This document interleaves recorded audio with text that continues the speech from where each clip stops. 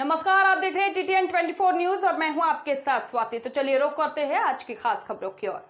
अंतर्राष्ट्रीय अंतरिक्ष स्टेशन यानी ISS में जाकर इतिहास रचने वाले ग्रुप कैप्टन शुभांशु शुक्ला ने सोमवार शाम को प्रधानमंत्री नरेंद्र मोदी से मुलाकात की। इस दौरान उन्होंने PM मोदी को अंतरिक्ष यात्रा के बारे में जानकारी दी। वहीं PM मोदी ने गले लगाकर शुभांशु शुक्ला का हौसला बढ़ाया, साथ ही उनकी उपलब्धि की सराहना की। और इस दौरान शुभांशु शुक्ला ने PM मोदी को अंतरिक्ष यात्रा और उनके अनुभव के बारे में बताया। देखने की जरूरत नहीं है, उसको मालूम है कि ये पॉसिबल है। मैंने जो आपको होमवर्क कहा था तो उसका क्या प्रोग्रेस हुआ है? और आपसे बात करते वक्त सर पीछे जो मेरे ये जंग तिरंगा लगाया था, ये वही तिरंगा है। और आप मूंग और मेथी का प्रयोग का क्या है? बहुत अच्छा है सर। मेरे ही क्रूमेट जो मेरे साथ थे साइन करवा के लिख के लेके गए हैं कि जब भी आपका गगनयान जाएगा आप हमारी फूड सिक्योरिटी प्रॉब्लम को सॉल्व करें, क्योंकि एस्ट्रोनॉट्स के लिए तो एक तरह से है ही सर स्टेशन में, लेकिन अगर वहां सॉल्व होती है तो ये पृथ्वी पे भी लोगों के लिए फूड सिक्योरिटी की प्रॉब्लम सॉल्व करने में हमारी मदद कर सकती है। पहला एक बार एक कोई भारतीय आया जी सर, तो भारतीय को देख करके उनके मन में क्या रहता है, क्या पूछते हैं, क्या बात करते हैं, ये बाकी जो दुनिया के देश के लोग होते हैं। जी सर, मेरा पर्सनल अनुभव जो रहा है सर पिछले एक साल में, मैं तो जहां भी गया जिससे भी मिला सभी लोग बहुत खुश हुए मुझसे मिलके, बहुत एक्साइटेड थे बात करने में, आके मुझसे पूछने में कि मतलब आप लोग क्या कर रहे हैं, कैसे कर रहे हैं। और सबसे बड़ी बात ये थी कि सबको इसके बारे में मालूम था कि भारत स्पेस के क्षेत्र में क्या कर रहा है, सबको इस बारे में जानकारी थी।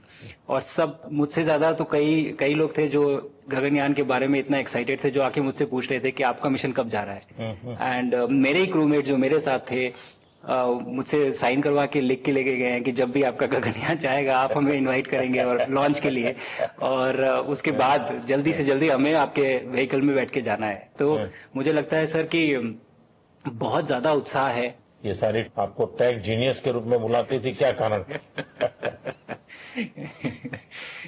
नहीं सर, वो लोग मुझे लगता है बहुत काइंड है जो इस तरह से बोलते हैं, बट मेरी जो ट्रेनिंग रही है सर, जो एयरफोर्स में ट्रेनिंग रही है और उसके बाद हम लोग ने टेस्ट पायलट की ट्रेनिंग की सर, तो मैं एयरफोर्स में जब गया था तो मुझे लगा था कि पढ़ाई नहीं करनी पड़ेगी, बट मुझे इसके बाद बहुत पढ़ाई करनी पड़ी जो मुझे पता नहीं था।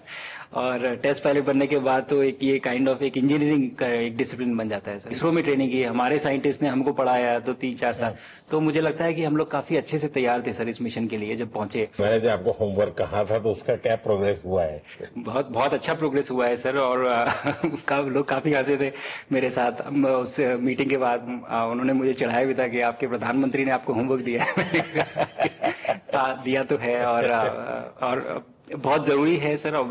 हमें इस बात का आभास था, मैं गया ही इसलिए था।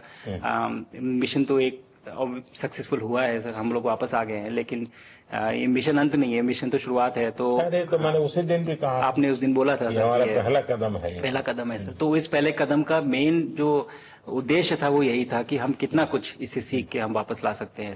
लेकिन सबसे बड़ा काम होगा हमारे सामने, एक बहुत बड़ा एस्ट्रोनॉट का पूल होना चाहिए हमारे पास सर। हमारे सामने 40-50 लोग सर रेडी इस प्रकार का सर। अब तक तो शायद बहुत कम बच्चों के मन में होता होगा, हाँ यार ये कुछ अच्छा है, लेकिन अब आपके आने के बाद शायद वो विश्वास भी बहुत बढ़ेगा, आकर्षण भी बढ़ेगा। सर जब मैं छोटा था, राकेश शर्मा सर पहली बार गए थे 1984 में, पर एस्ट्रोनॉट बनने का सपना कभी मेरे मन में नहीं आया, क्योंकि हमारे पास कोई प्रोग्राम नहीं था, कुछ भी नहीं था सर। बट मैं जब इस बार गया सर स्टेशन में, तो 3 बार मैंने बच्चों से बात की। एक बार लाइव इवेंट था सर, और 2 बार रेडियो के थ्रू उनसे बात हुई। और तीनों इवेंट में सर एक बच्चा था हर इवेंट में जिसने पूछा कि सर मैं कैसे एस्ट्रोनॉट बन सकता हूँ। तो मुझे लगता है कि ये अपने आप में हमारे देश के लिए बहुत बड़ी सफलता है सर, कि आज के भारत में वो उसको सपने देखने की जरूरत नहीं है, उसको मालूम है कि ये पॉसिबल है, हमारे पास ऑप्शन है और हम बन सकते हैं। और आपने जैसा कहा सर कि ये जिम्मेदारी है मेरी, मुझे लगता है मुझे बहुत मौका मिला कि मैं अपने देश का रिप्रेजेंट कर पाया हूँ, और अब ये मेरी जिम्मेदारी है कि अब मैं ज्यादा से ज्यादा लोगों को यहाँ तक पहुँचाऊँ।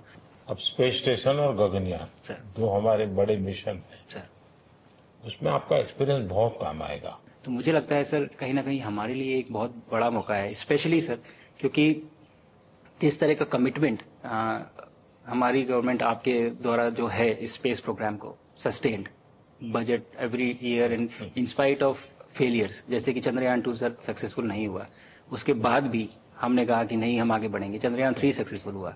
ऐसे ही फेलियर होने के बाद भी अगर इतना सपोर्ट मिल रहा है और ये पूरी दुनिया देख रही है तो कहीं ना कहीं सर हमारी इस समय क्षमता भी है और इस समय पोजीशन भी है, तो हम यहाँ पे एक लीडरशिप रोल एक्वायर कर सकते हैं सर। और एक बहुत बड़ा एक टूल होगा अगर एक ऐसा स्पेस स्टेशन जो लेड बाय भारत बट बाकी लोग आके उसका हिस्सा बने। मैंने सुनी सर आपने जो आत्मनिर्भरता इन स्पेस मैन्युफैक्चरिंग वाली आपने बात की थी सर, तो ये सारी चीजें एक ही तरह से जुड़ी हुई है। जो विजन आपने जो अभी दिया है हमें ये गगनयान का और बैस का और फिर मून लैंडिंग का सर, बहुत बड़ा ड्रीम है सर। हम अगर आत्मनिर्भर बन के करेंगे तो अच्छा करेंगे। बिल्कुल सर।